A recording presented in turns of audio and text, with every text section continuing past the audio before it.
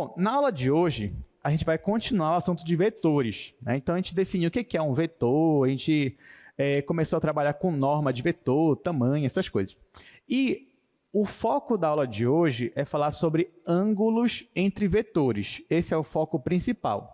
Mas, na verdade, eu já comecei a aula de hoje na segunda-feira. A gente terminou o conteúdo com um certo tempinho, acho que tinha uns 15 minutos. Eu aproveitei e iniciei logo a aula. Então, sempre vou fazer isso. Se a gente acabou o conteúdo de hoje, ainda sobrou ali uns 20 minutos, 15, então, por que não, né? A gente vai dar prosseguimento aí ao nosso conteúdo. Então, ó, mas para quem não lembra, eu vou relembrar aqui vocês, tá? Então, ó, hoje a gente está falando sobre ângulo entre vetores. Então, no finalzinho da aula passada, lembra que eu disse assim, olha, gente, digamos que nós temos dois vetores aqui, ó, o vetor U e o vetor V. É claro que, a priori, né, eles não estão aqui unidos, né, estão separados, né? Lembra que vetor é toda aquela classe de equipolência, né? Então, um vetor é aquele segmento de reto orientado que você pode posicionar ele onde você quiser. Mas, por mais que eles estejam separados, você pode unir eles aqui através do ponto inicial de todos deles, né? Quando você faz isso, obviamente que você forma um ângulo entre os dois vetores. Então, esse ângulo aí, a gente estava chamando de ângulo θ. E aí, a pergunta que a gente se fez foi a seguinte, será que tem algum jeito de eu descobrir esse ângulo θ sem necessariamente eu ter que pegar um transferidor e jogar aqui o transferidor e ver, né, calcular esse ângulo? Será que tem? E a resposta é sim. A gente viu que sim. Então, a gente trabalhou com uma demonstração. Que demonstração foi essa? Bom, eu quis formar um triângulo aqui.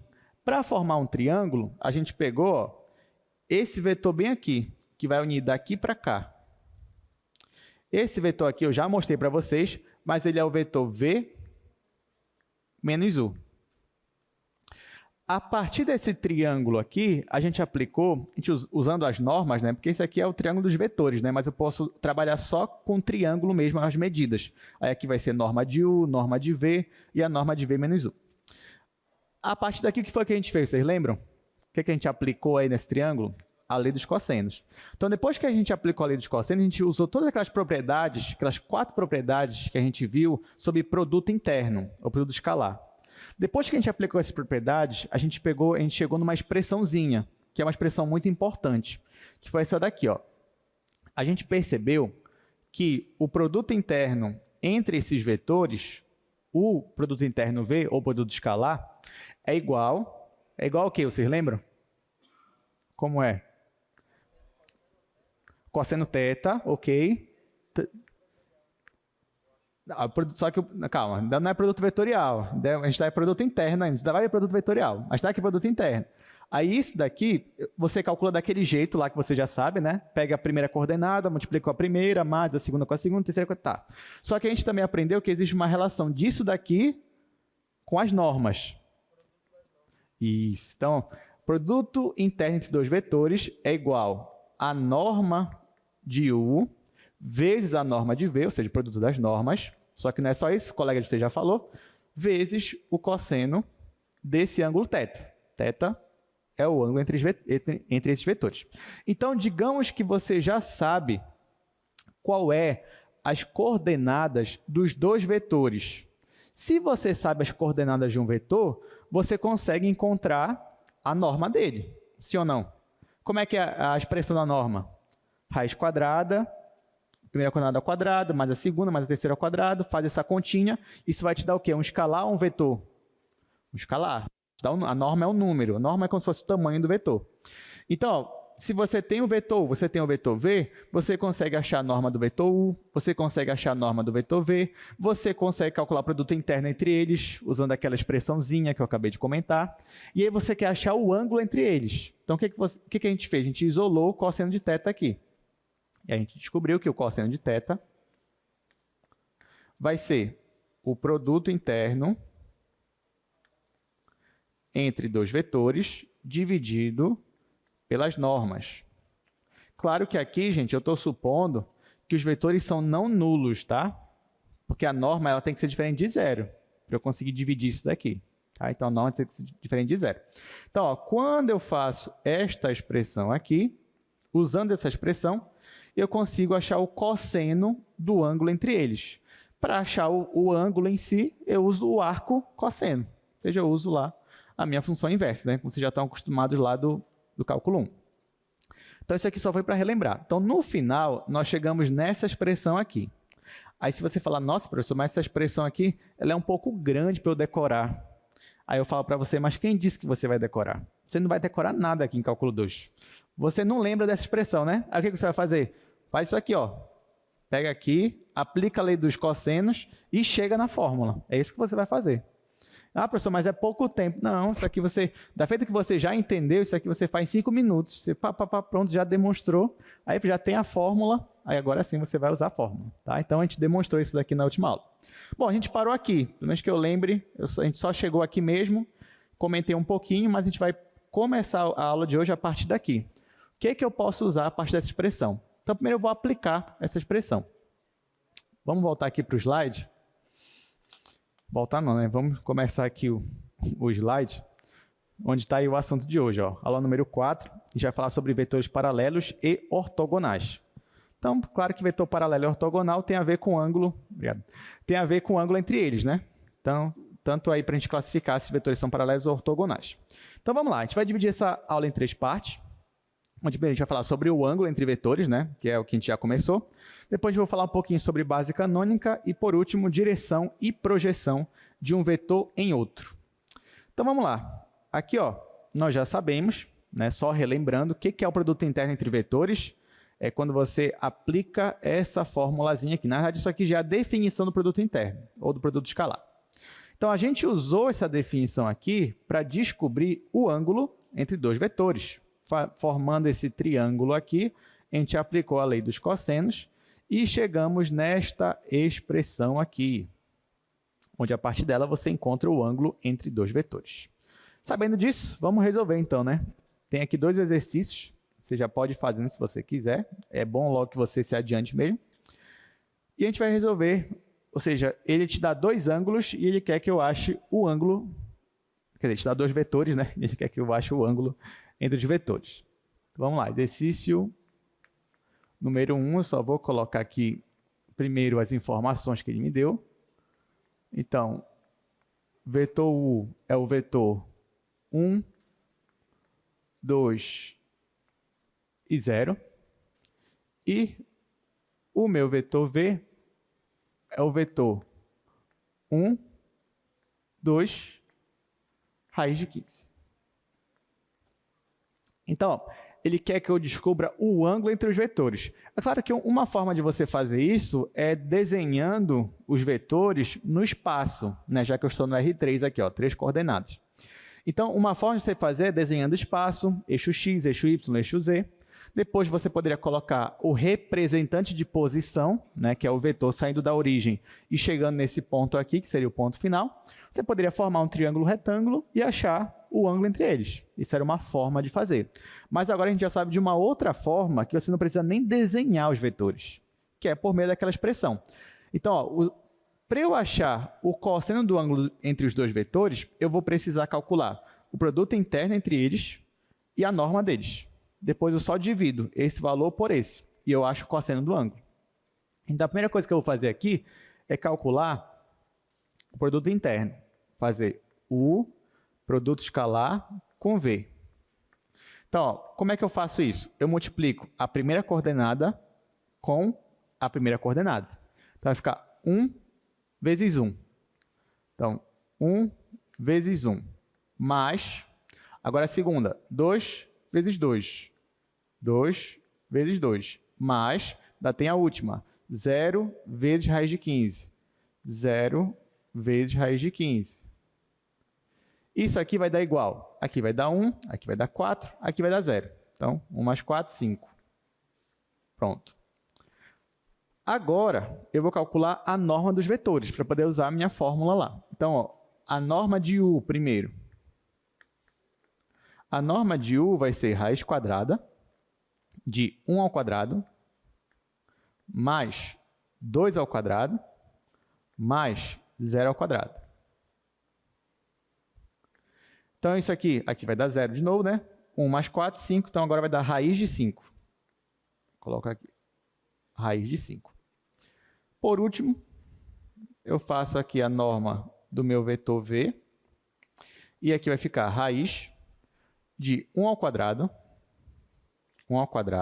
mais 2 ao quadrado, mais raiz de 15 ao quadrado. E depois eu vou tirar a raiz. Então, aqui eu tenho 1 mais 4, 5 de novo.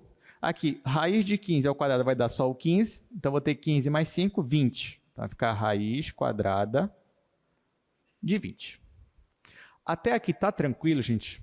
Olha, eu preciso que vocês saibam, né, assim, aplicar tranquilamente. Tanto a norma quanto o produto interno. Então, isso já não é mais para você ter dificuldade. Então, por exemplo, eu te dei 2 vetores, você facilmente já tem que saber calcular a norma de cada um deles e saber calcular o produto escalar entre eles. Tá? Sabendo disso, fica tranquilo agora, porque agora eu vou usar ali a fórmula do cosseno. Então, ó, o cosseno do ângulo entre os vetores, que eu estou chamando de ângulo θ, vai ser igual ao produto escalar entre eles, que nesse caso é 5, então vou colocar 5, dividido pelo produto das normas. Uma norma é raiz de 5, outra norma é raiz de 20. Então, vou colocar aqui, raiz de 5, raiz de 20. Gente, uma observação aqui, tá?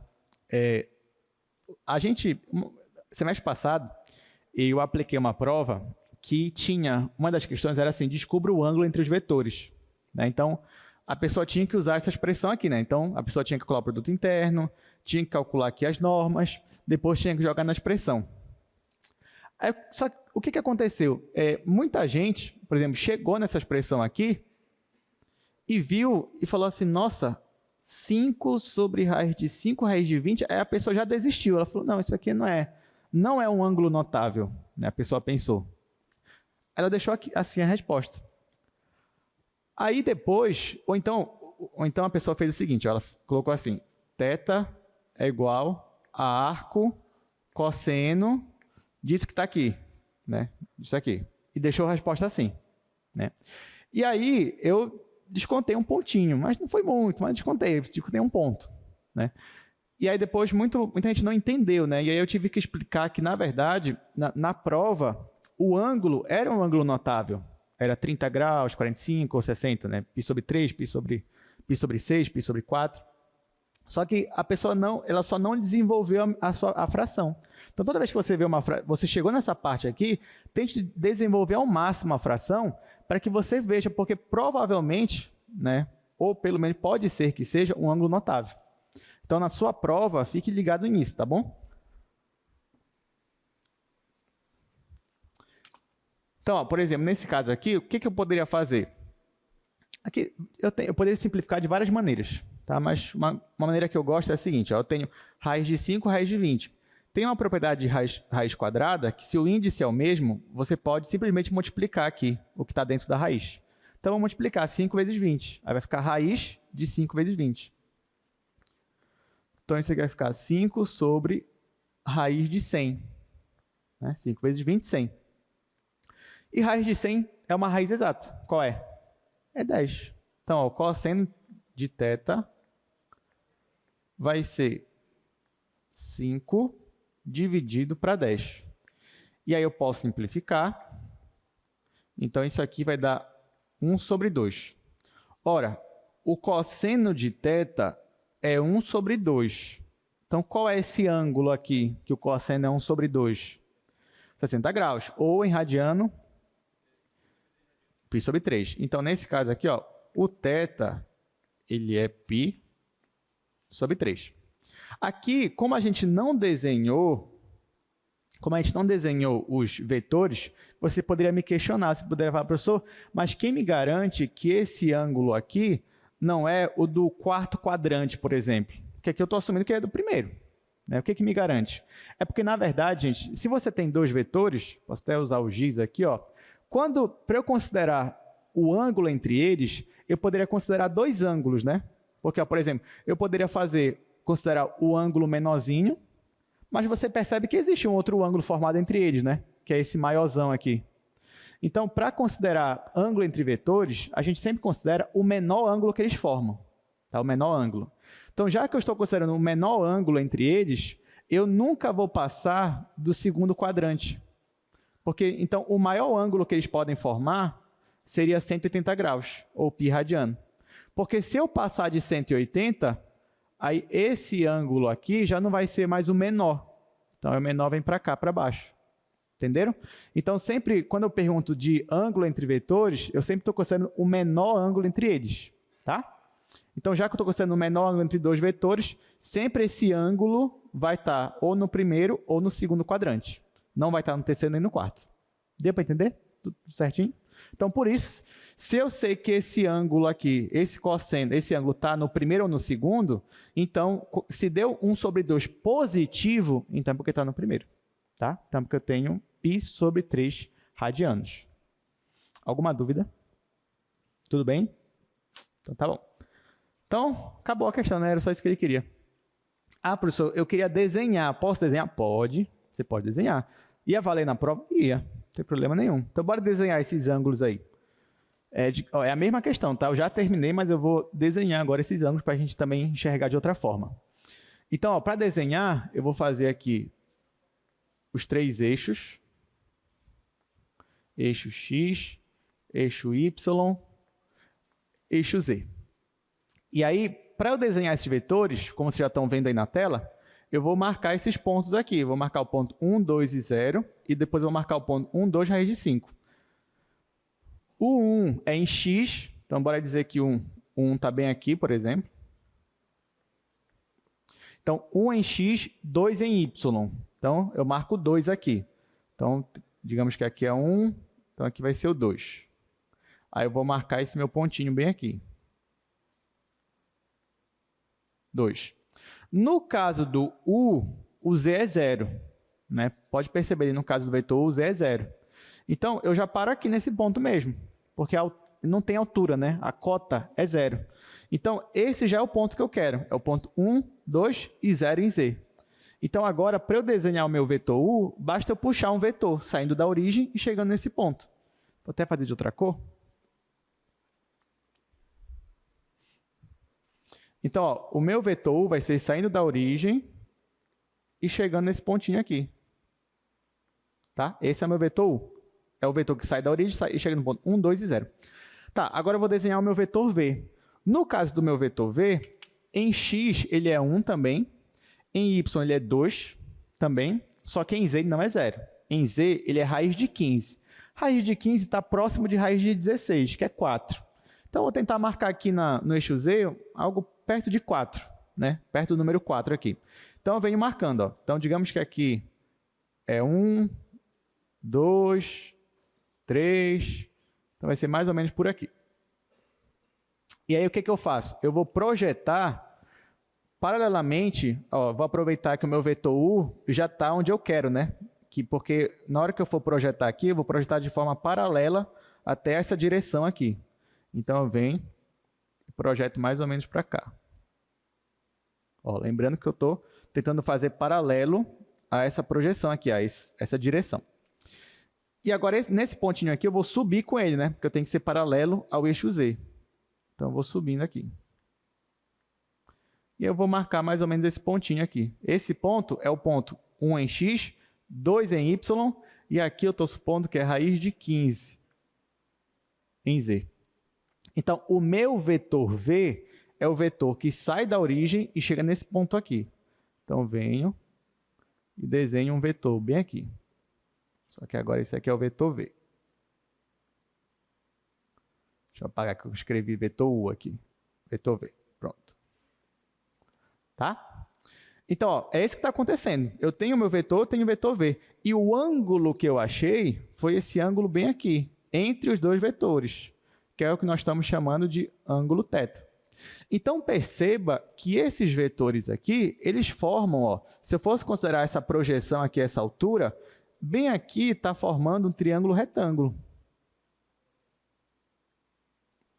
Então, eu poderia, por exemplo, usar as relações métricas do triângulo retângulo, desse daqui, e achar o vetor θ, achar o ângulo θ. Né? Eu chegaria no mesmo resultado.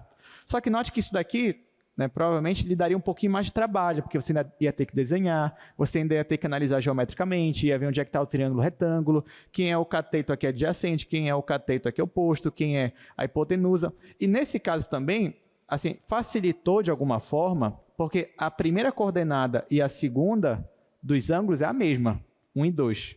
Isso também facilita um pouquinho o seu trabalho, mas poderia ser que não fosse. E aí seria um pouquinho mais complicado ou menos tranquilo de você achar o triângulo retângulo. Então pronto, a gente já sabe um jeito mais prático aí de achar o ângulo, só calculando o produto interno e as normas dos vetores. Então é isso, gente. Vamos lá para o nosso exercício número 2, né? Ainda tinha um 2 aí. Considerando U e V, U é 3,0, V é 3,3. De novo, ele quer o valor, o ângulo entre os vetores. Vou tentar fazer aqui mesmo. Só vou escrever aqui o valor. Então, U é 3,0 e o V 3,3. É isso? É isso. Então, para achar o ângulo, eu vou fazer a mesma coisa. Eu vou primeiro calcular aqui o produto escalar entre eles. Aqui eu já vou até fazer 3 vezes 3, 9, mais 0 vezes 3, 0. Então, isso aqui vai dar 9. Agora eu aplico a norma do meu vetor U. A norma vai ser raiz quadrada, 3 ao quadrado é 9, mais 0 ao quadrado, que é 0. Raiz de 9, 3. Norma do meu vetor V vai ser raiz. 3 ao quadrado é 9, mais 3 ao quadrado é 9, vai ficar 9 mais 9. 9 mais 9. Isso aqui vai dar raiz de 18. Vou deixar assim por enquanto. Tá? Então, o que eu faço agora? Eu aplico a fórmula cosseno de θ. Vai ser o produto escalar, que é 9. Então, eu deixo assim, 9, dividido para 3, raiz de 18. Então, por enquanto, está assim, né? Aí você pensa assim, nossa, não, isso aqui não é um ângulo notável. Mas calma, sempre dá, tem várias formas de você dar um jeito nisso daqui. Uma das formas é até olhar que raiz de 18 não é 9 vezes 2. Você fala, então você divide assim, ó. Ah, tá, sim, eu já posso simplificar aqui, né? Esse 9 com esse 3. Aí aqui em cima vai ficar 3 sobre... Aí aqui, já que 18 é 9 vezes 2, então isso daqui é raiz de 9 vezes raiz de 2. Né? Já que 9 vezes 2 é 18, eu posso desmembrar isso aqui em duas raízes. Gente, quanto é a raiz de 9? É 3. Então, e não tem 3 aqui? Aí eu venho e simplifico. Aí vai ficar 1 sobre raiz de 2. Daqui já dá para você saber, né? Mas quem ainda está com dúvida, você pode racionalizar aqui essa fração. Ou seja, eu vou multiplicar aqui em cima e embaixo pela raiz de 2. Nesse caso, aqui em cima vai ficar só raiz de 2, porque aqui vai ficar 1, sobre raiz de 2 vezes raiz de 2 é 2. Então, ó, cosseno de θ deu raiz de 2 sobre 2. Que ângulo é esse? 45 graus, ou π sobre 4, radiano. Então, ó, θ igual a π sobre 4 radiano. Para quem está em dúvida, gente, como é que transforma, então você pode fazer uma regrinha de 3, né? 180 graus é π radiano, então, no caso, 45 graus, que era o que a gente queria, está para x. Você aplica a regra de 3, você acha que o valor em radiano. Então, pronto, está aqui, chegamos na resposta. Alguma dúvida nesse assunto de achar ângulo entre vetores? Temos uma dúvida? Você pode... Isso, já ia pedir, por favor. Eu me chamo Luan, sou de engenharia elétrica. Ok, Luan de engenharia elétrica. Professor, eu tenho dificuldade nessa parte. Eu queria... Como eu posso representar isso no círculo trigonométrico e retirar esse ângulo θ aí? Caso eu não saiba, cosseno θ, raiz de 2 sobre 2. Ah, sim. Ah, tá, peraí. Eu entendi o que você estava falando. Você quer saber como é que você tira o ângulo a partir do círculo trigonométrico. Luan, no caso... Porque assim, o que é o círculo trigonométrico, né? Que vocês aprendem lá. Inclusive, você fez uma boa pergunta. Agora eu vou ter que tentar tirar da minha mente aqui como é... Tá, o que é o círculo trigonométrico? Vamos lá. Lá vocês aprenderam que no círculo trigonométrico, na verdade, ele é um círculo de centro na origem e raio 1, né? O raio é unitário. Aí, o que mais você considera? Você considera que o eixo x é o cosseno. É isso que você faz. Então, você vem aqui, ó, o eixo x é o eixo cosseno. E o eixo y é o eixo seno. E aqui, então, o que é o cosseno? O cosseno nada mais é, por exemplo, se você pega um ponto bem aqui, esse pontinho bem aqui, tá? Aí o que você faz? Você une a origem a esse ponto. E aí você tem o mesmo ângulo θ aqui. Ok? Você tem o mesmo ângulo θ. Aí o que acontece? Se eu disse que o cosseno de θ é raiz de 2 sobre 2, o que isso significa no círculo trigonométrico? Significa que quando eu faço esse ângulo aqui no círculo trigonométrico, pego esse pontinho aqui, ó, e jogo para cá, esse valor aqui tem que ser, esse valor aqui é raiz de 2 sobre 2. É isso que ele está falando, ok? Aí, então, o que daria para a gente fazer aqui? Por exemplo, nesse caso aqui, o que daria para fazer é, você sabe que o raio é unitário, tá? Então, sabe que o raio é unitário, aqui deu 1. Aqui é raiz de 2 sobre 2. Você poderia aplicar o teorema de Pitágoras e achar que aqui é raiz de 2 sobre 2 também. Então, quer dizer que para esse ângulo θ aqui é quando o cosseno é raiz de 2 sobre 2 e o seno também é raiz de 2 sobre 2. Então, dessa informação, de uma informação, eu acho o seno, que é raiz de 2 sobre 2. E eu tenho que o cosseno é raiz de 2 sobre 2. Aí agora, sabendo que o seno e o cosseno, eles têm o mesmo valor, será que tem como eu achar o ângulo? Boa pergunta. É o que eu tenho que pensar aqui agora. Por isso que eu digo, tem que puxar da minha memória. Tá, mas eu gostei do desafio, vamos lá. Tentar descobrir qual é o ângulo, sem usar ângulo notável, usando só o círculo trigonométrico. Então, vamos lá. Tá, eu descobri que é o mesmo valor. E eu sei também, pelas relações, eu sei o seguinte, que o cosseno de θ, se eu tenho, ele vai ser igual ao seno de alfa, se alfa mais θ são complementares. Ou seja, é π sobre 2, certo? Mas eu sei que o cosseno de θ, ele já é igual ao seno, o cosseno de θ já é igual ao seno de θ, porque a gente provou ali pelo círculo trigonométrico. Então, isso daqui também é igual ao seno de θ. Que o seno de θ também vai ser igual ao cosseno de alfa.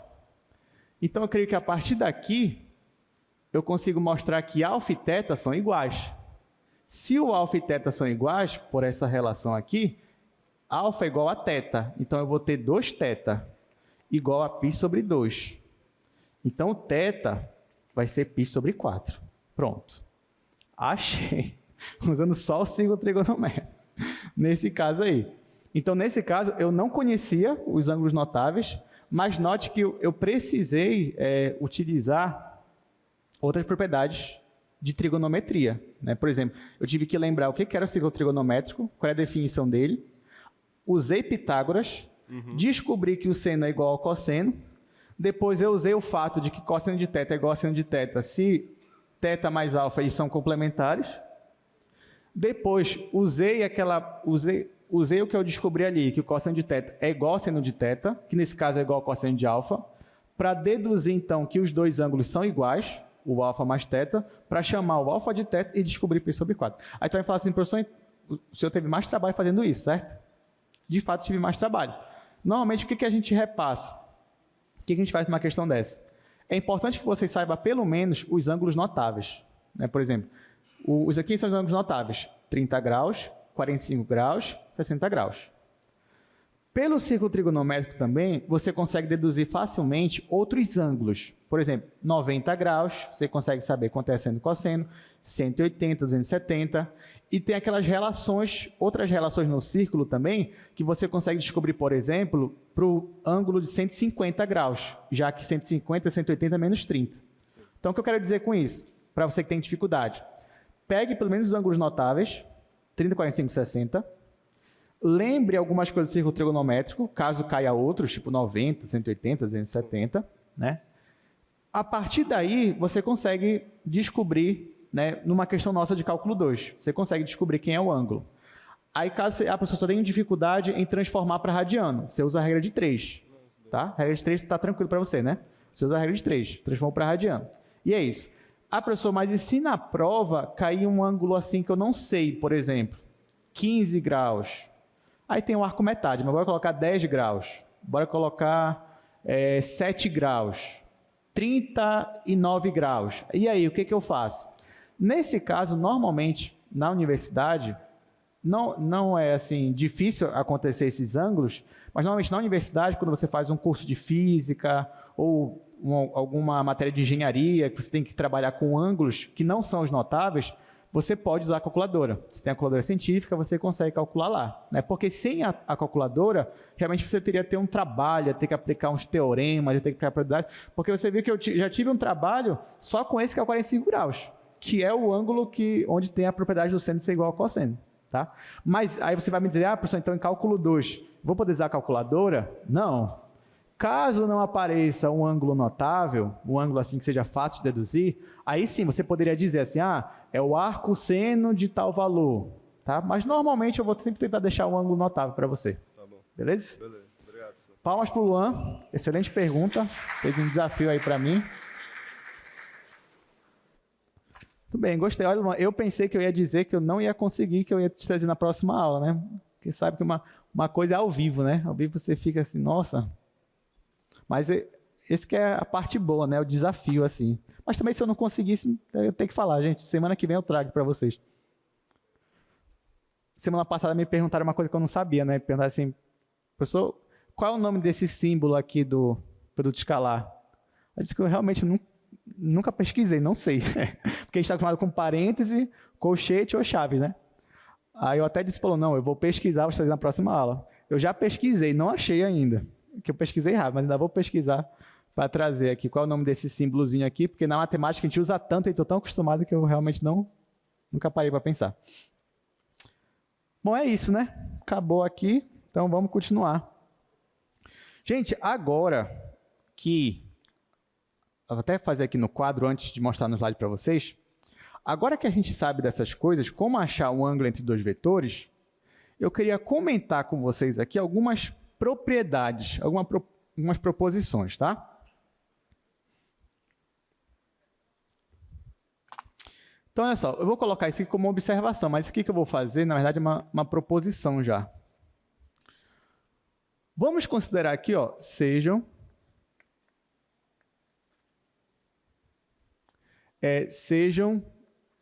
U e V, seja dois vetores, e a única coisa que eu vou pedir deles é que eles sejam não nulos.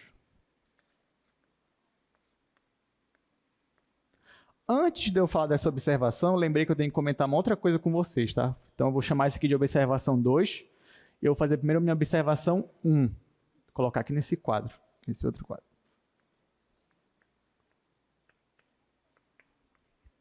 Gente, olha só. Tem umas propriedades de norma que eu não cheguei a comentar com vocês, mas que, de certa forma, eu vou usar elas agora. Então, eu vou comentar aqui brevemente, tá bom?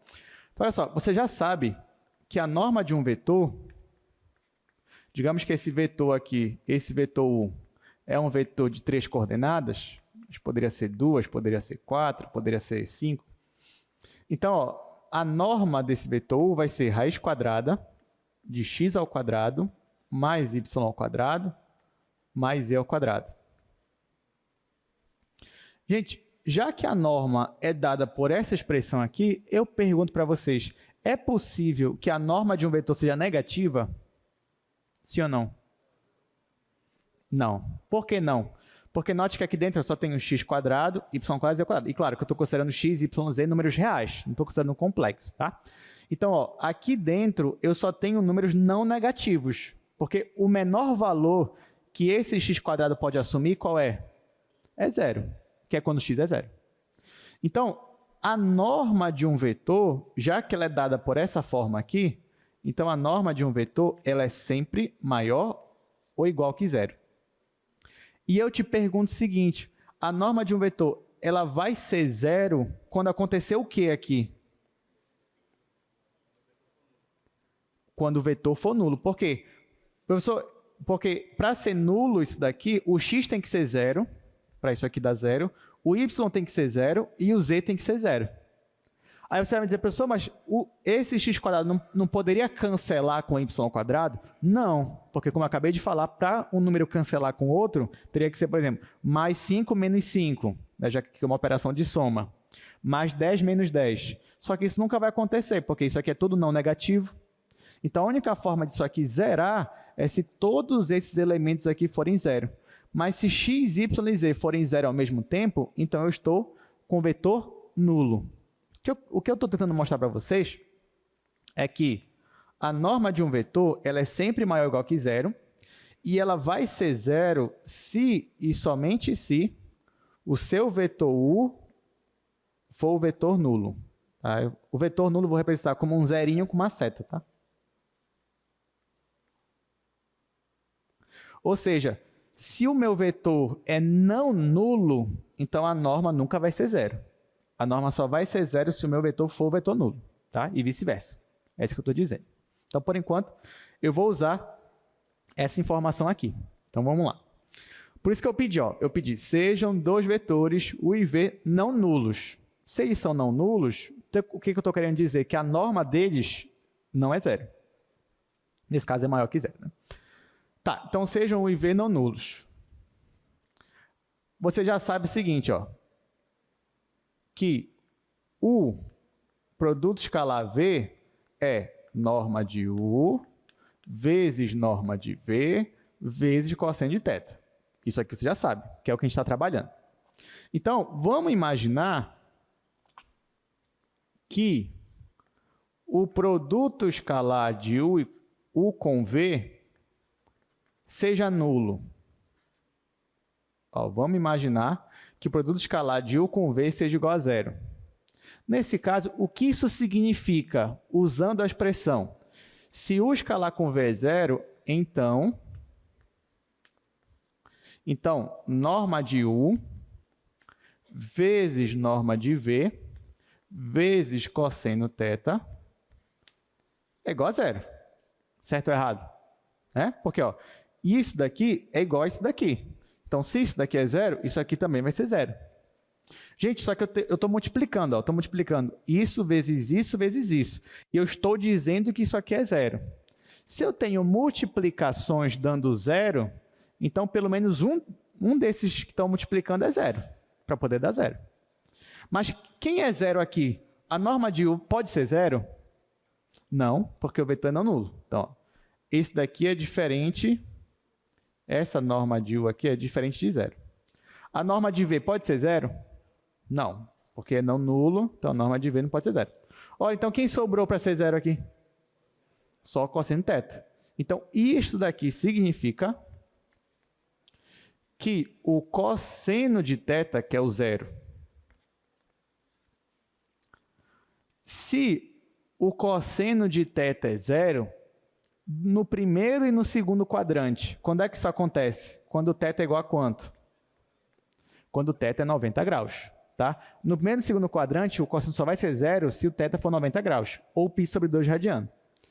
Então, está aqui, ó, π sobre 2 radiano.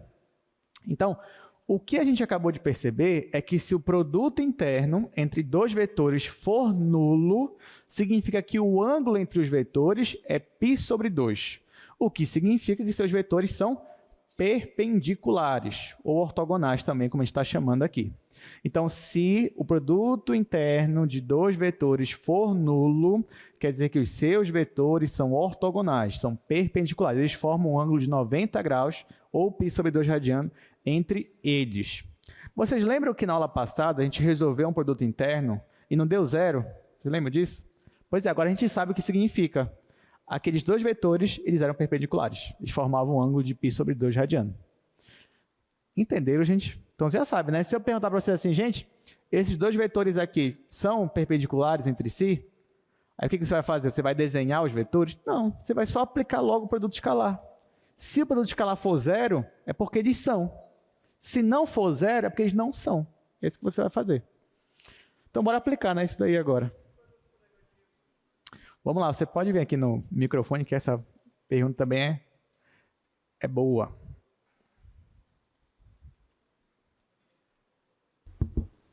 Sou Gustavo, de Física. Eu queria saber se o produto escalar fosse negativo. Boa pergunta, Gustavo. Então, Gustavo de Física, ele quer saber e quando o produto escalar ele é negativo. O que isso significa? Olha, eu vou aproveitar que o Luan, ele me fez aquela pergunta, né? E ele fez a gente já desenhar aqui o círculo trigonométrico. Certo? Então, ó, o que a gente pode deduzir? Guarda aqui o círculo na tua cabeça, mas bora voltar para cá. Vamos voltar para cá. Digamos que esse produto interno aqui, ele seja negativo, ou seja, é menor que zero. Isso significa, então, que isso daqui é menor que zero. Certo. Né? Já que isso é igual a isso. Só que essas duas normas aqui, elas não podem ser negativas. Tem que ser positivo. No caso, elas são positivas. Então, nesse caso, quem é negativo aqui? Cosseno. É o cosseno. Então, toda vez que o produto escalar é negativo, quer dizer que o cosseno é negativo. Aí, bora voltar para cá agora. Lembra que eu estou sempre ou no primeiro ou no segundo quadrante. Sim. No primeiro quadrante, o cosseno é sempre o quê? Positivo. E no segundo é sempre o quê? Positivo também. Não, no caso do segundo, ó, se você for pegar um pontinho bem aqui e projetar aqui no eixo X, note que ele já vai estar para o lado negativo. Assim. Né? No caso, quem seria positivo aqui seria o seno, que seria nos dois. Mas o cosseno ele é positivo aqui e negativo aqui. Ou seja, se o produto escalado é negativo, é porque o cosseno é negativo. Se o cosseno é negativo, é porque eu estou no segundo quadrante. Então, quer dizer que o ângulo formado entre os vetores é maior que 90 graus. É entre 90 e 180. Sim. Se o cosseno for positivo, quer dizer que o ângulo formado entre eles é um ângulo ali entre 0 e 90. Deu para entender? Sim. Então, por exemplo, calculei o produto escalar. Deu positivo, você fala, opa, então eu estou ali no primeiro quadrante. Deu igual a zero, é perpendicular. Deu negativo, é porque é maior que 90 graus. Eu estou entre π sobre 2 e π radiano. Entendeu, Gustavo? Sim. Então, excelente pergunta. Palmas aí para o Gustavo. Muito bom. Olha, estou gostando que a gente está tendo mais perguntas, né? Isso que empolga o professor aqui. Então é isso. Mais alguma pergunta? Não. Ainda tem esperança de que até acabar lá eu vou ter mais 10 perguntas. Aí vocês falam, confia, professor. Não sei, né? De repente. Onde é que eu estava? Ah, não, estava aqui, né? Tá, beleza. Então, bora voltar aqui para o slide. Então, ó, gente, aqui no slide é um resumo que eu acabei de mostrar no quadro para vocês, tá? Então, ó, eu tenho dois vetores não nulos. Então, isso aqui implica nisso, que implica nisso, que implica, então, que são perpendiculares. Ou seja, o produto escalar igual a zero vai acontecer se somente se os meus vetores eles são ortogonais. Sabendo disso, né? Vamos resolver aqui rapidamente dois exercícios também. Ou seja, eu tenho dois vetores e eu quero saber se eles são perpendiculares. No primeiro caso, né? No segundo, eu quero descobrir aí o valor de A.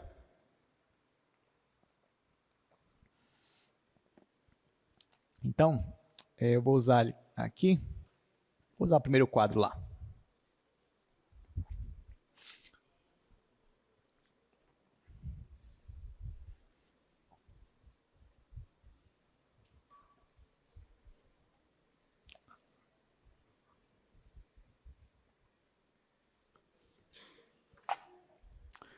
Exercício número 1. Bora só voltar para lá, só para eu ver os valores que eu já... 4 menos 2 e 3. U é igual a 4, menos 2 e 3. E o V é igual a 1, 5, 2. 1, 5, 2. Vamos lá. Então, eu tenho aqui esses dois vetores. Tenho o vetor U e eu tenho o vetor V. E a pergunta é, eles são perpendiculares? São ortogonais? Não sei. Vamos ver. Como é que você faria? Ou você desenhava eles no espaço e tentava olhar ali se o ângulo é ali 90 graus, né? Ou você não vai fazer isso mais, né? Porque agora você é aluno aqui do Newton, cálculo 2, aí você já olha assim e fala, ah tá, vou calcular o produto escalar entre eles. Aí então você vem e calcula o produto escalar. Aí como é que você calcula? Você multiplica 4 vezes 1, 4. Menos 2 vezes 5, menos 10. Então vai ficar menos 10. 3 vezes 2, 6. 6 positivo, né? 4 mais 6 menos 10 vai dar quanto? 0. Então, isso significa que sim, que U é perpendicular com V. Gostaram, gente? Muito rápido, né? Você descobriu rapidamente se dois vetores são perpendiculares. Só fazendo essa continha aqui, ó, continha de multiplicação e de soma e subtração. Então, fiz aqui a conta, já foi. Então, eles são sim, a resposta é sim, eles são perpendiculares. Bora para o exercício 2 agora. Vou fazer aqui no mesmo quadro.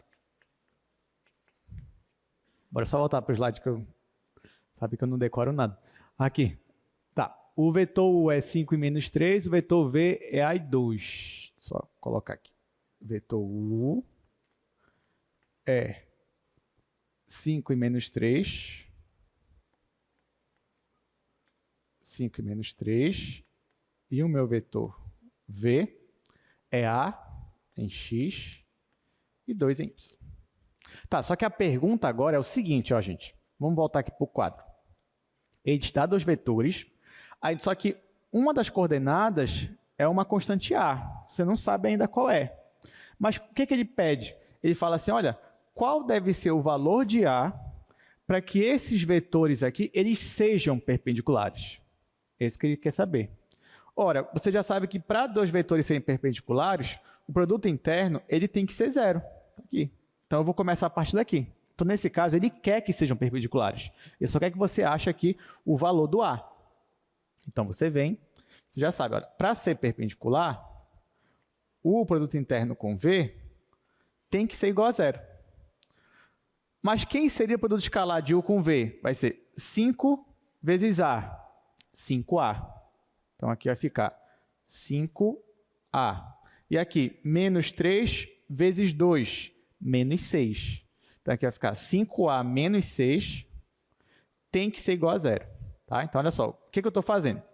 Já que ele quer que seja perpendicular, então eu fiz, para ser perpendicular, isso aqui tem que ser igual a 0. Mas o que é isso daqui? É essa continha aqui. Então, agora, ó, eu transformei numa equação do primeiro grau. Então, é só eu isolar o A que eu acho a minha resposta. Então, ó, isso significa que o A ele tem que ser igual a 6 sobre 5. Então, o meu vetor V tem que ser o vetor 6 quintos, 2. Se ele for isso, aí os dois vetores aqui, eles vão ser perpendiculares. Aí a pessoa, mas eu estou duvidando. Tá bom, coloca aqui 6 quintos e faz a continha aqui. Vai ficar 5 vezes 6 quintos, vai ficar 6. Menos 3 vezes 2, menos 6. Vai ficar 6 menos 6, 0. Então, essa é a resposta final mesmo. Então, A ele tem que assumir esse valor. Voltando para cá. Então, olha só. Aí você pode dizer, professor, e como é que eu sei se eles são paralelos? Né? Tá aqui, ó, outra proposição. Porque até agora, o que a gente comentou aqui? A gente comentou de vetores perpendiculares. A gente comentou quando é positivo e negativo, que foi a pergunta do Gustavo. Agora, a pergunta é a seguinte. Como é que eu sei se os vetores são paralelos? Está aqui a proposição. Os vetores U e V são paralelos se e somente se existe uma constante alfa, tal que U é igual a alfa vezes V. O que eu estou dizendo aqui também, gente, é que dois vetores vão ser paralelos se um for múltiplo do outro. Tá? Se um vetor for múltiplo do outro, aí eles vão ser paralelos. Bora provar isso daí, né? Por que eu tenho que ter essa condição aí? Deixa eu usar aqui o quadro 2.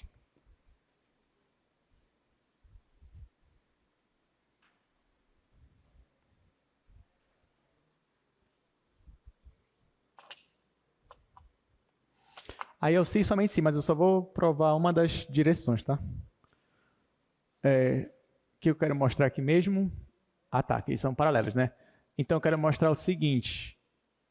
Eu vou provar isso aqui, ó. colocar aqui como proposição.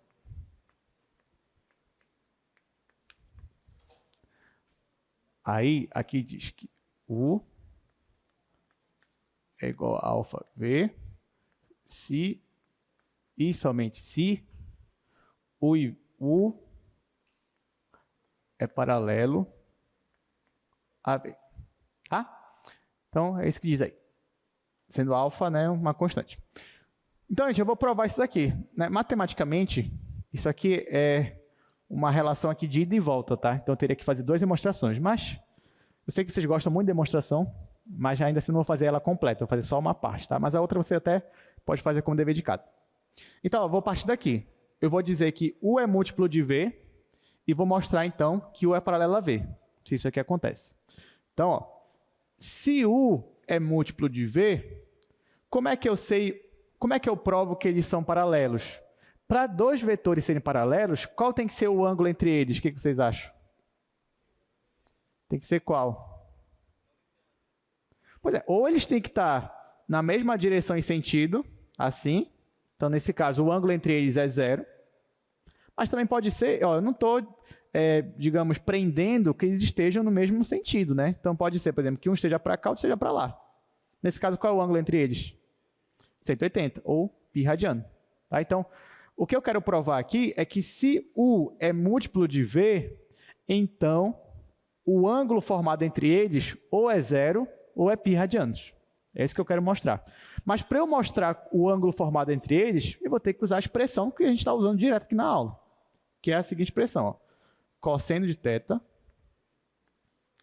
é igual ao produto escalar dividido pelas normas, né? Pelo produto das normas. Ah, esqueci de fazer uma outra observação, vou fazer aqui no quadro.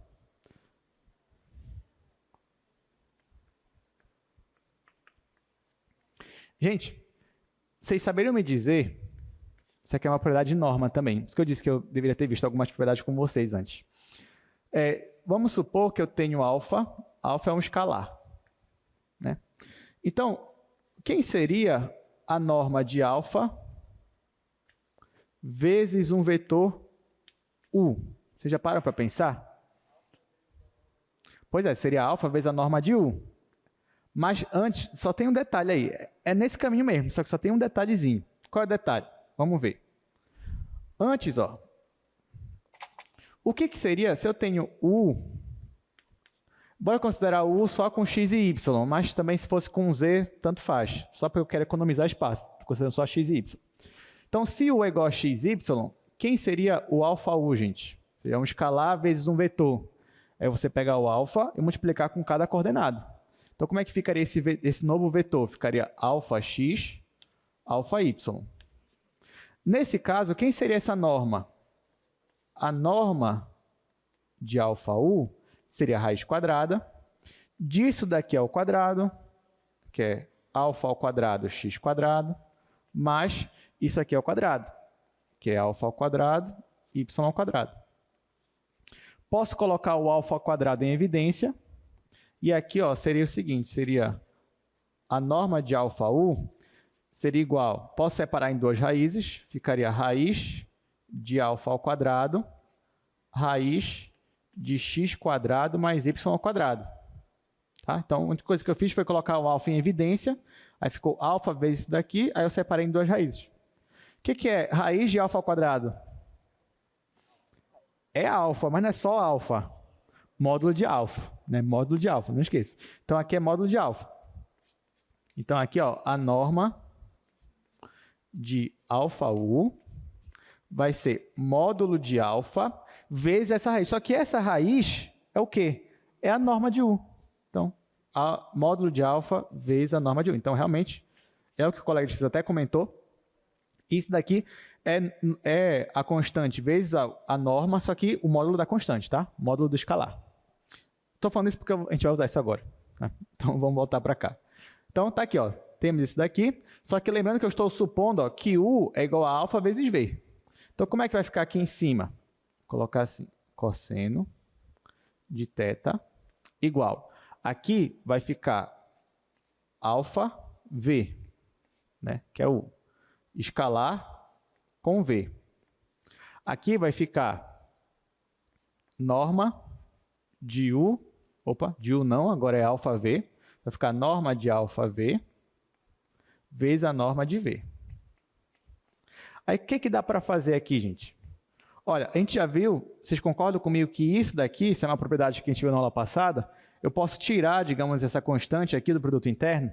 Então, isso vai ser alfa vezes o produto interno de V com V, dividido. Aí, essa constante eu tiro daqui, vai ficar módulo, e aqui vai ficar norma de V ao quadrado. Só que vocês lembram que outra propriedade importante é que produto interno de V com V não é igual a norma de V ao quadrado? Lembra disso? Aula passada. Isso daqui, gente, é igual a isso daqui. É a última propriedade que a gente viu, inclusive a única que eu provei aqui em sala. Então, já que isso é igual a isso, eu cancelo e fico só com alfa sobre módulo de alfa. Aí aqui eu estou considerando alfa não nulo, tá? Porque senão não ia conseguir dividir aqui esse alfa. Então, nesse caso, eu tenho duas, digamos, hipóteses, duas condições aqui, duas possibilidades. Ou esse módulo de alfa vai ser alfa, se o alfa for positivo, ou vai ser menos alfa, se ele for negativo. Isso aqui é a propriedade de módulo. Então, já que eu tenho duas possibilidades, vou separar aqui em dois caminhos. Ó. No primeiro caminho, eu vou considerar alfa positivo.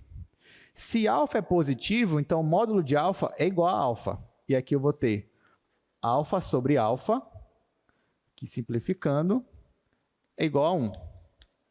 Ou seja, nessa primeira situação, o cosseno de θ é igual a 1.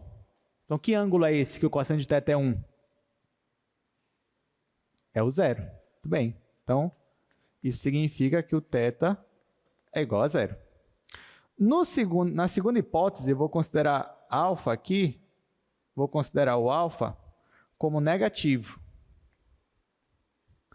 Já que o alfa é negativo nesse caso, aqui vai ficar menos alfa. Então, eu vou ter alfa dividido por menos alfa, que simplificando vai ficar menos 1 agora. Nesse caso, gente, quando é que o cosseno de θ é menos 1? Quando o θ é quando? É π. Tá? Quando θ é π. A gente está falando do cosseno, então, π radianos. Está aqui. Então, eu acabei de provar. Então, se o meu vetor U ele é um múltiplo do vetor V, ou vice-versa, isso significa que esses vetores eles são paralelos. Ou seja, que o ângulo formado entre eles ou vai ser zero ou vai ser π. Então, claro que também tinha a volta, né? Mostrar que se eles são paralelos, ou seja, que se esses ângulos aqui ocorrem, então um é múltiplo do outro, só que isso a gente não vai fazer. Então, só demonstramos aqui pelo menos uma parte da proposição. Então, agora que a gente demonstrou, né, a gente pode usar. Então, trouxe aqui alguns exemplos só para ficar um pouquinho mais claro do que a gente está falando de um ser múltiplo do outro. Olha só. Os vetores U e V, quem é o vetor U é 1 e 4. Quem é o vetor V é 3 e 12. Eles são paralelos. Por quê? Porque se você for reparar, esse vetor V, ele corresponde a você pegar esse vetor U e multiplicar por 3. Quer ver? Ó? Pega o vetor U e multiplica por 3. Vai ficar 3 vezes 1, 3.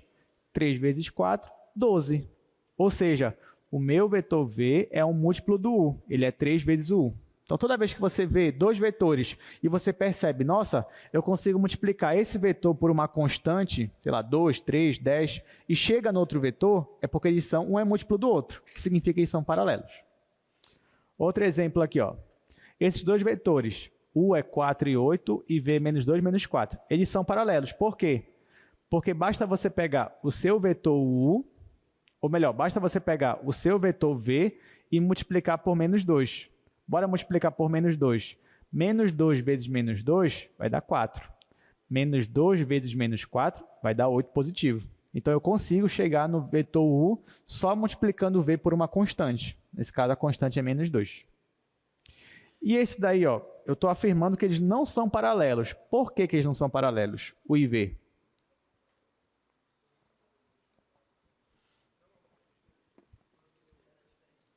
Muito bem. É isso mesmo. Não existe uma constante aqui que multiplicando U vai dar igual a V, ou vice-versa. Ah, professor, mas está aqui, ó. Bora multiplicar U por 3. 3 vezes 1 é 3. 3 vezes menos 2 é menos 6. Só que 3 vezes 3 não é 5, é 9. Então, eles não são paralelos. Tá? Então, se isso acontecer, você multiplicou um número, mas não chegou no resultado que você queria em uma das coordenadas, já é suficiente para você dizer que eles não são paralelos. Continuando. Olha só, exercício. Determine o valor das constantes A e B, de modo que os vetores U e V eles sejam paralelos. Tá? Eu quero que eles sejam paralelos. Então, o que eu vou fazer nesse caso aí?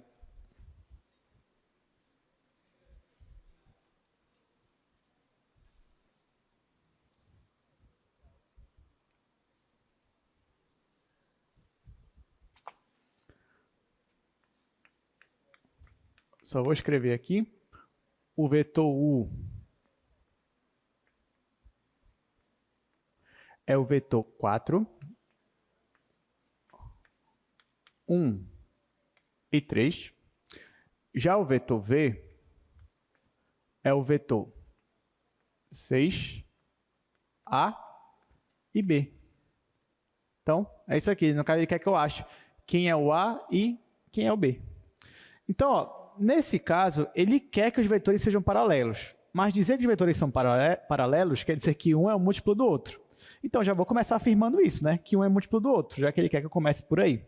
Então, ó, eu vou dizer nesse caso aqui que o meu U, por exemplo, é igual a alfa vezes V. Alfa é uma constante. Você poderia fazer o contrário, tanto faz, tá, gente? U é igual a alfa vezes V ou V é igual a alfa vezes U, tanto faz nesse caso. Né? Porque o importante não é essa constante alfa aqui, o importante é achar as constantes A e B, que é o que ele está pedindo no problema. Então, se U e V são paralelos, quer dizer que isso aqui está acontecendo. Mas quem é o vetor U? É esse vetor aqui. Então, vai ser 4, 1 e 3, igual alfa vezes V, mas V é esse vetor bem aqui, ó, 6A e B. Multiplicado por alfa, eu vou ter que multiplicar de 1 por 1 aqui por alfa. 6 vezes alfa, A vezes alfa, B vezes alfa. Então, aqui vai ficar 6 vezes alfa, A vezes alfa, B vezes alfa. Então, dizer que isso é igual a isso é dizer que esse vetor aqui é igual a esse. Mas a gente já aprendeu aqui que dizer que um vetor é igual a outro, ou dizer que um elemento do R3 é igual a outro elemento do R3, significa dizer que eles são iguais em cada coordenada. Então, se eu estou afirmando que isso é igual a isso, é porque 4 é igual a 6 vezes alfa, 1 é igual a vezes alfa, 3 é igual a B vezes alfa. Então, eu vou aproveitar isso, ó, e vou igualar essa primeira coordenada aqui. Se eu faço isso, então eu chego na seguinte expressão, ó, 4 é igual a 6 alfa, ou 6 alfa é igual a 4. Então, eu acho o valor de alfa. Alfa vai ser 4 sobre 6, que simplificando vai ficar 2/3. Agora que eu já sei o valor de alfa, ficou fácil de achar o A e o B. Basta eu igualar a segunda coordenada, depois basta eu igualar a terceira coordenada. Então, ó, igualando aqui a segunda coordenada, o que eu tenho? Eu vou ter 1 igual a A vezes alfa. Só que o meu alfa, eu já sei quanto ele é. Ele é 2/3. Vou colocar aqui, ó, 2/3. Então, quem é o A aqui? O A, ele tem que ser 3 sobre 2. Então, já descobri um dos valores. Já descobri o A. Agora só falta o B. Mas para o B, vou fazer a mesma coisa.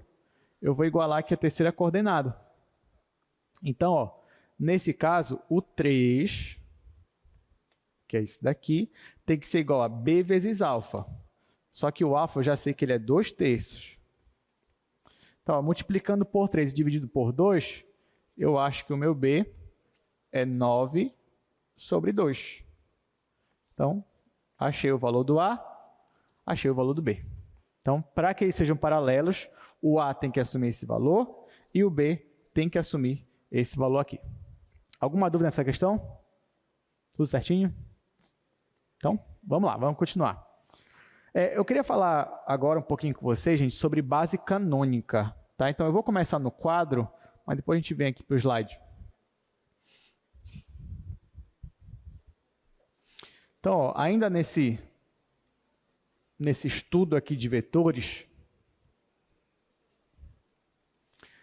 existe uma base para os vetores que é uma base importantíssima. Por isso que ela ganhou o nome de base canônica, né? Dada a importância dela, a aplicabilidade dela.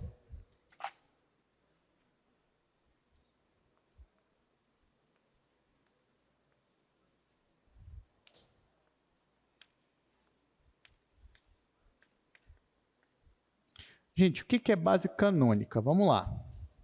Olha, vamos supor que você tem um vetor U. O vetor U, eu vou chamar ele de coordenada x, y mesmo. Normal, tá? Agora, eu vou reescrever esse meu vetor U de outra forma. Vê se vocês concordam comigo. Você concorda comigo que isso daqui, esse vetor, é a mesma coisa que essa soma aqui, ó, x0 mais 0y? Vocês concordam? Ó, pode reparar, somar isso mais isso, né? X mais 0, x, 0 mais y, y. Então, não mudei o meu vetor. Só que vocês também concordam comigo que x, ele é um vetor ou ele é um escalar? Aqui do modo como eu estou colocando ele.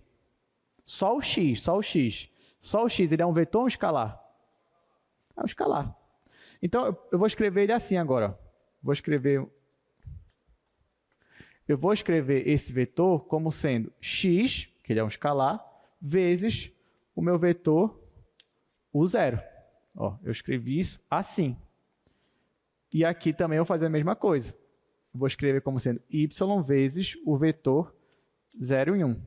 Tá certo isso que eu fiz? Tá, né? Porque ó, se x é um escalar, na hora que você vai multiplicar x por um vetor, você vai multiplicar x vezes 1, x. X vezes 0, 0.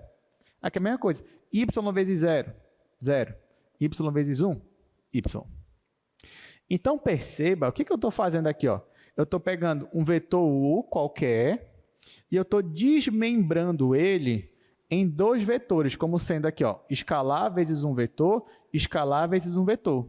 Esse primeiro vetor é o vetor 1 e 0 no resto, e o segundo vetor é 1 no segundo coordenada e 0 no resto. Então, eu poderia fazer isso para qualquer vetor. Por exemplo, poderia fazer isso aqui, ó. Esse vetor aqui, que é o vetor 3 e 8, vocês concordam comigo que eu poderia escrever ele assim, ó, como sendo 3 vezes 1 e 0, mais 8 vezes 0 e 1? Sim ou não? Posso. Então, ó, eu consigo decompor qualquer vetor, isso do R2, também vai servir para o R3 depois, nesses dois vetores aqui. E uma coisa em comum que sempre vai aparecer é esse vetor aqui, que é o vetor 1, 0, e esse daqui, que é o vetor 0, 1. Então, já que eles sempre vão aparecer, eu vou dar um nomezinho especial para eles, né? Não vou colocar sempre 1, 0, 0 e 1. Até porque aqui eu tenho só duas coordenadas, né? Mas se fosse 10 coordenadas, aí ficaria 1, 0, 0, 0, 0, 0. Depois 0, 1, aí 0, 0, 0, 0, 0. Aí depois daí ia ter o terceiro, 0, 0, 1. Enfim, vocês já entenderam. Ia me dar um trabalhão ficar escrevendo esse bando de vetor com um monte de coordenada. Então, ao invés disso, ó, vou dar um nome especial para eles. Então, esse vetor aqui, que é o vetor que é 1 na primeira coordenada e 0 no resto, vou chamar de vetor I. Tá? Então, esse aqui ó, vai ser o meu vetor I. E esse segundo vetor aqui, que é 1 na segunda coordenada e 0 nas outras, eu vou chamar de vetor J. Então, agora ficou melhorzinho de eu escrever, né? Ou seja, o que eu estou querendo dizer com isso é que, para qualquer vetor, por exemplo, o vetor 7 e menos 2, eu consigo escrever esse vetor conforme esses dois vetores I e J. Como é que ficaria? Ficaria 7 vezes I menos 2 vezes J. Então, ó, ao invés de eu escrever um vetor assim, eu consigo escrever agora ele assim. Dessa forma, usando esses vetores aí. Então, gente, esse vetor aqui, o I e o J, já que eles estão assumindo um papel importante para mim, então esse conjunto aqui formado por eles vai ser uma base aqui para o meu R2, ou para o meu espaço vetorial aí dos vetores de duas coordenadas. O que é uma base? De forma resumida, se você vê lá em álgebra linear, uma base é quando você consegue escrever qualquer vetor, a partir desses vetores, que eu acabei de mostrar para vocês, né? Eu consigo escrever qualquer vetor a partir do vetor I e do vetor J.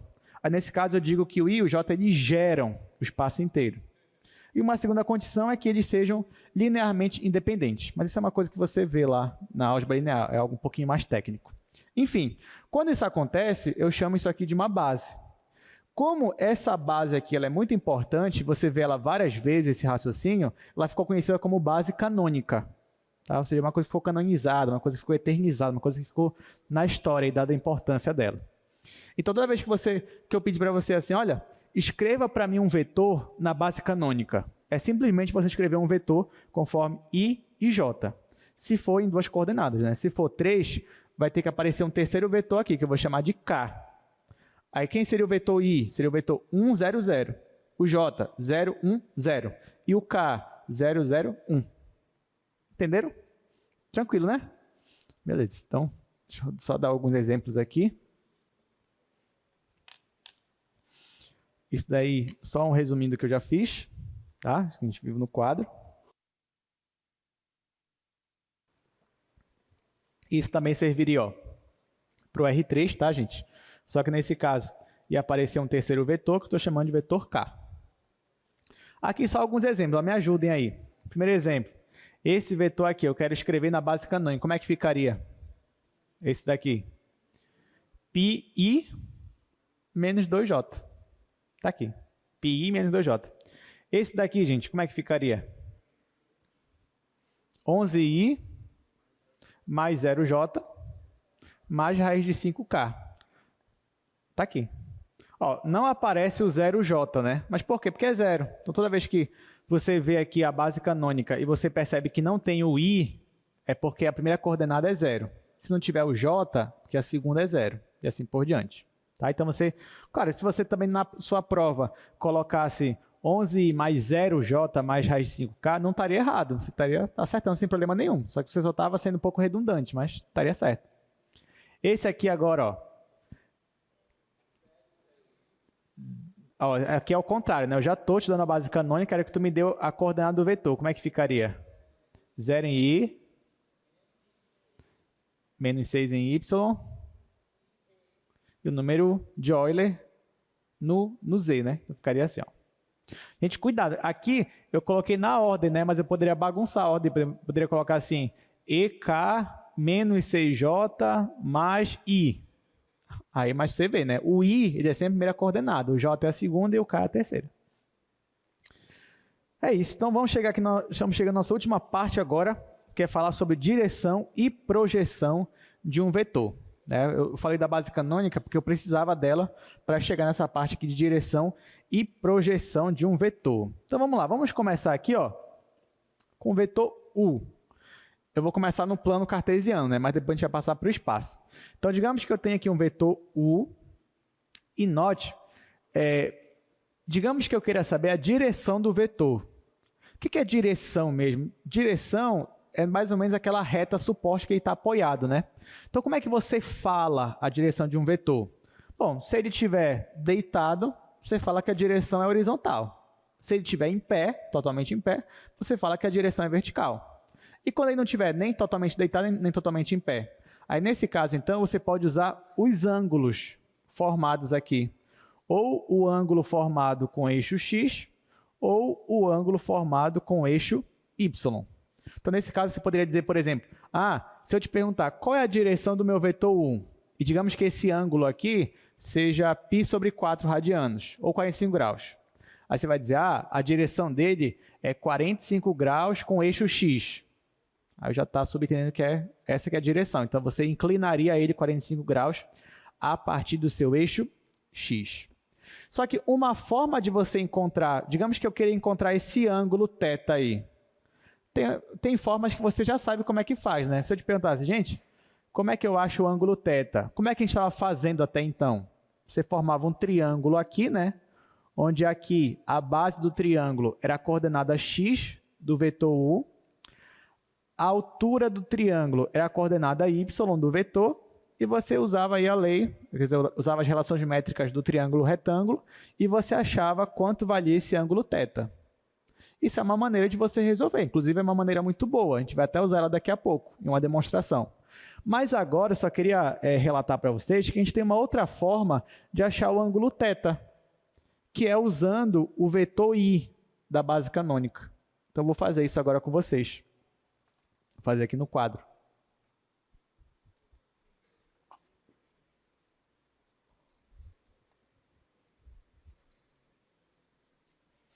Antes de eu fazer isso, só queria de novo fazer algumas observações com vocês, tá? Sempre essas observações são importantes aqui.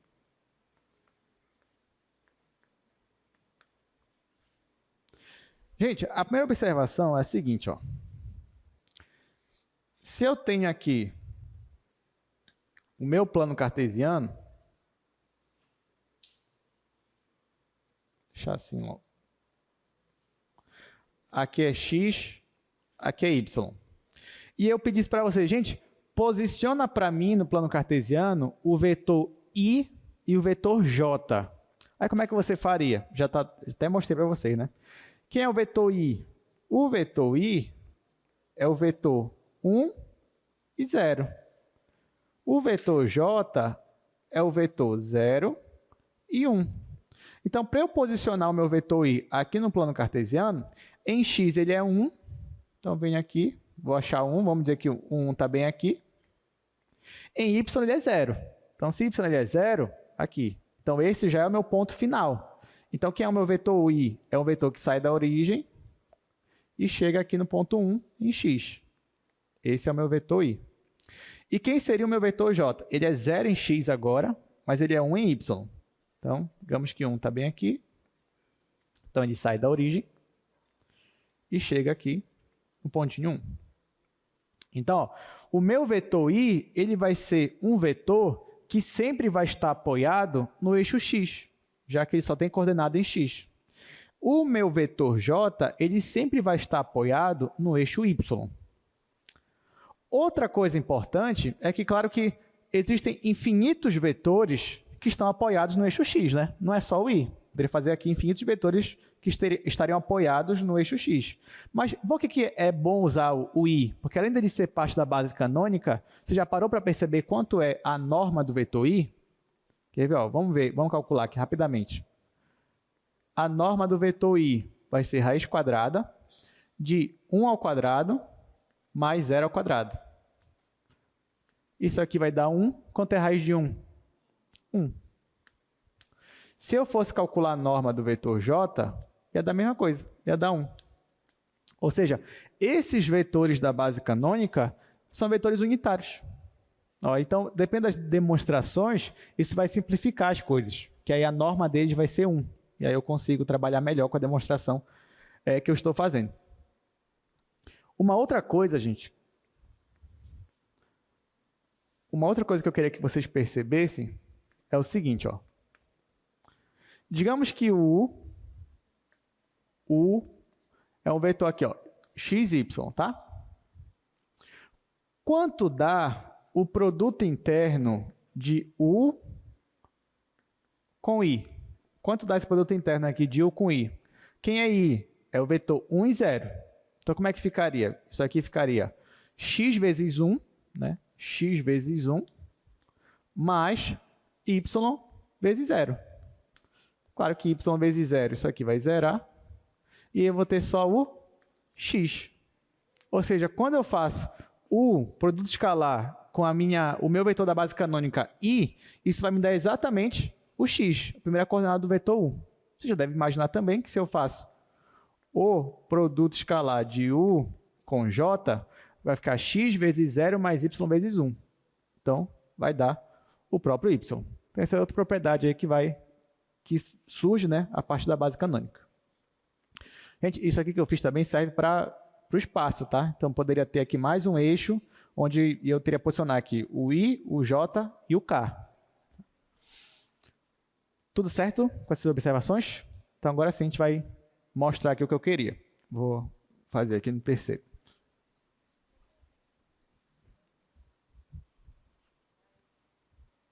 A gente vai usar esses vetores da base canônica para duas situações. A primeira é se eu quero achar o ângulo já entre o vetor U e o ângulo que ele forma com o eixo X, porque se eu acho esse ângulo, eu consigo dizer qual é a direção do vetor. Ou eu também poderia, digamos, eu já tenho o ângulo θ, e na verdade o que eu quero saber são as coordenadas do vetor, a x ou a y. Aí eu também poderia usar esses vetores da base canônica para me ajudar a encontrar isso daí. Então, ó, vamos dizer aqui que eu tenho o plano cartesiano, x, y, e eu tenho aqui o meu vetor, que eu estou chamando de vetor U. O meu vetor U é um vetor que é x, y, tá? Estou considerando aqui, vamos colocar x0 e y0. Ou seja, eu estou dizendo que bem aqui é um valor x0 e bem aqui é um valor y0. E bem aqui eu tenho um ângulo θ. Então, digamos que eu quisesse achar esse ângulo θ. O que eu poderia fazer? Eu poderia aplicar a fórmula do ângulo entre dois vetores. Só que aí você ia me dizer, professor, mas eu só tenho um vetor, que é o vetor U. Mas eu poderia achar um outro vetor bem aqui no eixo X. Esse vetor que eu vou usar é o vetor I. Então, eu venho aqui e coloco bem aqui posicionado o meu vetor I. Então, para eu achar o ângulo entre o vetor U e o eixo X, é a mesma coisa que achar o ângulo entre o vetor U e o vetor I. Então, eu vou aplicar naquela fórmula agora. Aí eu venho, ó, eu sei que o cosseno de θ é igual ao produto escalar entre esses vetores, que no caso é U vezes I, dividido pela norma deles. Norma de U, norma de I. Quanto é a norma de I? É 1, é unitário. Aqui é 1. Quando eu faço produto escalar de U com I, o que dá isso aqui mesmo? Dá a primeira coordenada, que é x0. Então, olha só, cosseno de θ é a mesma coisa que x0 dividido pela norma de U. Então, digamos que você quer achar a direção de um vetor. Você quer achar a direção de um vetor. O que você pode fazer? Se você não quiser desenhar o vetor, por exemplo, você pode simplesmente calcular a norma dele, do seu vetor, e depois você pega a primeira coordenada dele e divide pela norma. Aí isso vai te dar o cosseno do ângulo. Depois você faz o arco cosseno disso, aí ele vai te dar o ângulo que o teu vetor forma com o eixo X. Aí você consegue achar a direção dele. Você vai dizer, qual é a direção do vetor? Aí ele forma 30 graus com o eixo X. Como é que você achou? Só fazendo essa continha aqui, sem desenhar. Outra situação também, como eu já falei para vocês, digamos que eu te dei o vetor e eu te dei o ângulo. E aí eu peço para você, ache para mim a componente X. Talvez você estranhe, né? Por exemplo, desculpa, o vetor não. Digamos que em uma situação eu te dei a norma do vetor e te dei o ângulo que ele forma com o eixo X. Aí eu peço para você, ache para mim a componente X do vetor. Como é que você faria? Isso que eu falei agora, ela é uma situação muito comum, porque na aula, não sei se foi passada ou retrasada, lembra que caiu uma questão que eu te dava um vetor força e eu perguntava para você qual é a intensidade do vetor força. Aí, no caso, o que era intensidade? Era a norma do vetor. Só que em muitas questões de física, ele não vai te dar o vetor força, ele já vai te dar a intensidade da força. Então, ele vai dizer assim, olha, tem um corpo lá, eu aplico uma força nele, cuja intensidade é 30 newtons, aí ele pede para você assim, olha, ache o vetor força, ou então ache a componente X do vetor força, ache a componente Y. Aí isso é uma situação onde você só tem a norma do vetor, você não tem as componentes do vetor. Aí digamos que ele te dá a direção do vetor, porque normalmente ele dá nesse problema, né? Eu tinha uma caixa, eu apliquei uma força nela de 30 newtons, essa força fazia 30 graus com eixo X. Que vetor força é esse? Aí você usa isso daqui. Né? Você usa cosseno de θ. Você já sabe que o cosseno de θ é x0 sobre raiz de u. Ou raiz de u já. Norma do vetor u. Então, você quer saber que componente é essa. O que eu faço, então? Eu simplesmente multiplico a minha norma de u. E vai ficar assim. Vai ficar x0 é igual a norma de u vezes cosseno de θ. Então, se você só tem a norma de um vetor, mas você tem a direção de um vetor, você consegue achar a componente dele usando essa formulinha aqui que eu coloquei para vocês. Ou digamos que você já tem o vetor, você só quer achar a direção dele. Aí você aplica nessa outra fórmula aqui. Faz isso sobre isso, depois acha o arco cosseno. Claro que eu também poderia fazer o mesmo raciocínio aqui, só que ao invés de trabalhar com o ângulo formado com eixo x, eu poderia trabalhar com o ângulo formado com eixo y.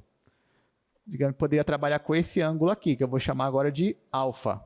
E aí eu aplico as mesmas coisas que eu fiz aqui. Ó. Nesse caso, ficaria o seguinte. Eu quero achar aqui o ângulo formado entre o meu vetor u e agora o meu vetor j. O vetor j está para cá. Digamos que aqui está o vetor j. Aí eu vou fazer a mesma coisa. Vai ficar cosseno de alfa, agora, né? Cosseno de alfa é igual ao produto escalar de u com j dividido pela norma de u vezes a norma de j. Gente, a mesma coisa. Norma de j é 1, que é um vetor unitário. Isso aqui vai dar 1. E quando eu faço produto escalar de u com j, vai ficar só a segunda coordenada, que é o y0. Então, isso aqui vai me dar y0 dividido pela norma de u. Então, outra forma de você dizer a direção de um vetor é dizer qual é o ângulo que ele forma com o eixo y. Nesse caso, é achar o ângulo alfa.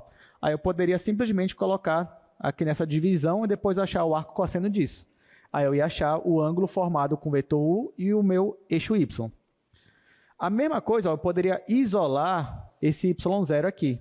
E aí eu encontraria que o y0 é igual a raiz de u, não sei porque eu estou falando raiz, norma de u vezes cosseno de alfa. É porque está no final da aula, né? Já no final da aula já acontece esses erros aqui. Então está aqui, y0 é igual a norma de u vezes cosseno de alfa. Então olha só que interessante. Digamos que um problema lá te deu a intensidade de um vetor e te deu o ângulo formado com eixo y. Agora você pediu, acha as componentes. Está aqui, ó. Consigo achar a componente y por meio dessa fórmula.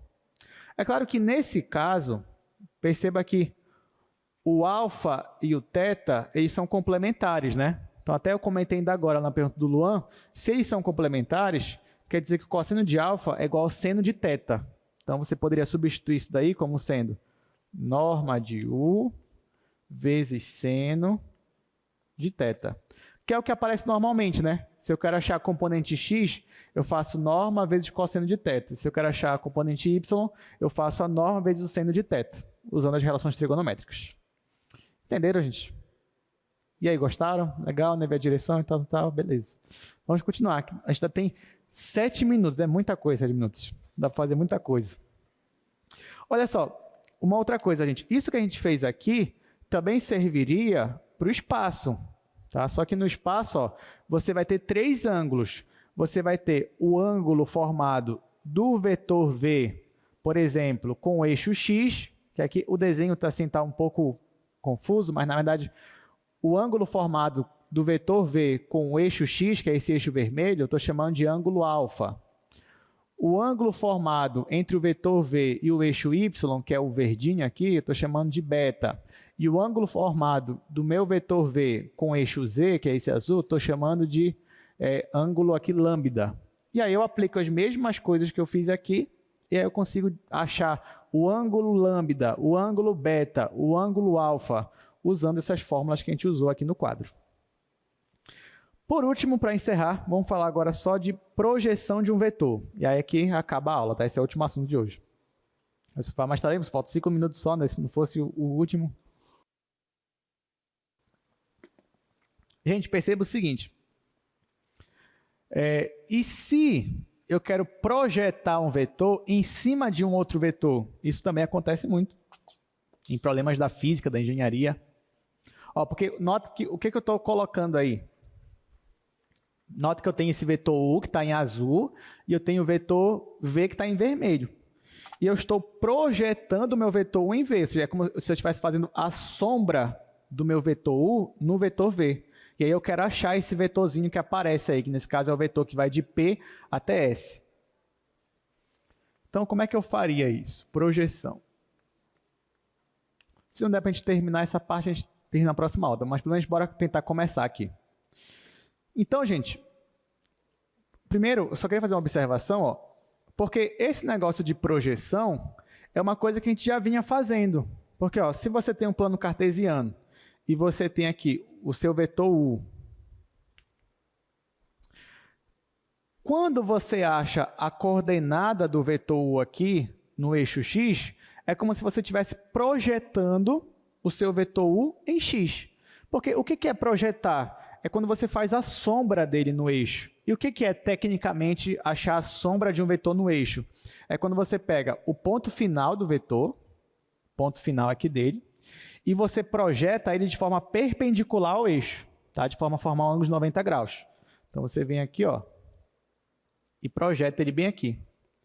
Esse vetorzinho que você forma, esse vetor que vai daqui até aqui, seria, por mais que fosse um novo vetor, isso aqui é um novo vetor, porque não é o mesmo vetor U, porque não tem a mesma direção, mas esse novo vetor, que eu vou chamar de UX, ele é um vetor que ele é formado pela primeira componente de U, que eu estou chamando de x0, só que em y ele é zero. Digamos que o meu U aqui, ó, o meu U ele é x0, y0.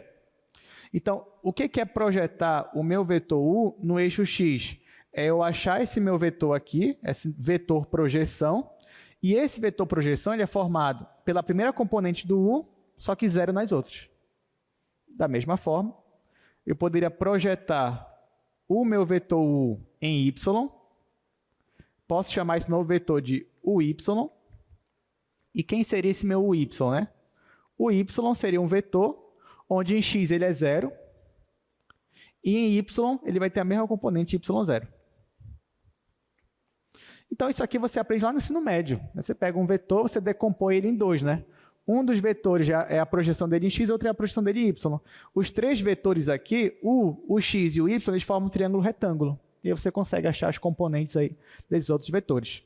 Só que nem sempre, às vezes, por exemplo, você está com um problema lá, e na engenharia acontece muito isso, você está com um problema que você tem aqui, por exemplo, plano cartesiano, mas seria mais fácil para você, né? Por exemplo, digamos que você tem uma força aqui F1, aí você tem uma força aqui F2.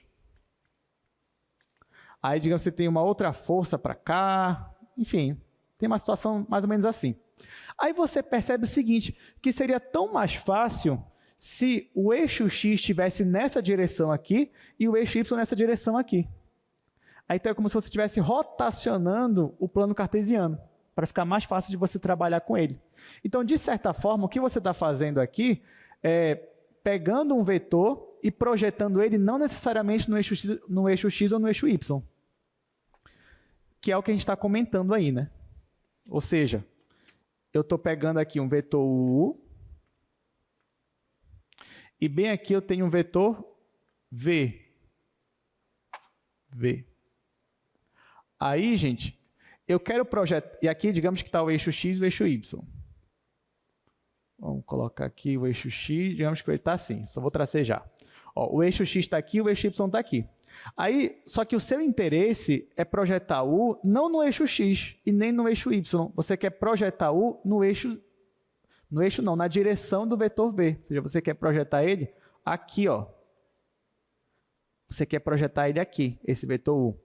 Então, essa projeção aqui, ó, é esse vetor que começa aqui e termina aqui. É como se você estivesse decompondo o seu vetor U e uma parte dele ficasse em cima do seu vetor V. Aí isso que a gente está chamando de projeção. Aí isso aqui eu vou chamar assim, ó, de projeção do meu vetor U no vetor V. Tá? Então, isso aqui vai ser, eu vou chamar de projeção do vetor U em vetor V. Sabe que isso aqui é só uma introdução, né? Eu nem comecei a fazer. Então, inclusive, acho que eu me empolguei. Acho que já até acabou o tempo. Deixa eu ver. Acabou mesmo. Mas não tem problema. Pelo menos se vocês entenderem essa parte aqui, já é melhor para a próxima aula, tá? Então, na semana que vem a gente continua a partir daqui. Então é isso. Boa aula de monitoria para vocês. A gente se vê aí na semana que vem, voltando com projeção.